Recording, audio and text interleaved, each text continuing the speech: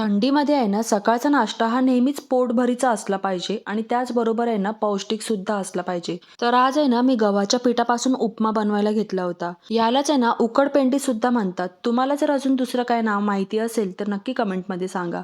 तर सगळ्यात आधी आहे ना, गव्हाचं पीठ तुपामध्ये छान असं भाजून घेतलं आणि त्यानंतर ते एका ताटलीत काढून घेतलं.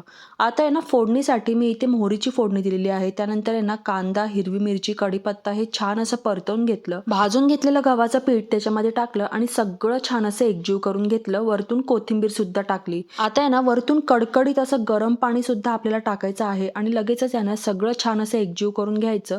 त्याचबरोबर एक हलकीशी वाफ द्यायची आहे. तर तुम्ही थोड्या वेळाने बघू शकता इथे आहे ना, गरमागरम असा गव्हाच्या पिठापासून हा उपमा तयार होतो आणि तुम्हाला खरं सांगते हे खाल्ल्यानंतर आहे ना, तुम्हाला लवकर भूक सुद्धा लागणार नाही. याची चव जर म्हणाल तर खूप अप्रतिम अशी चव लागते. तुम्ही नक्की बनवून एकदा खाऊन बघाल तर तुम्हाला सुद्धा याची चव कळेल. तर तुम्हाला आहे ना, आपली ही रेसिपी कशी वाटली नक्की कमेंटमध्ये सांगा. व्हिडिओ जर आवडला असेल तर लाईक करायला विसरू नका.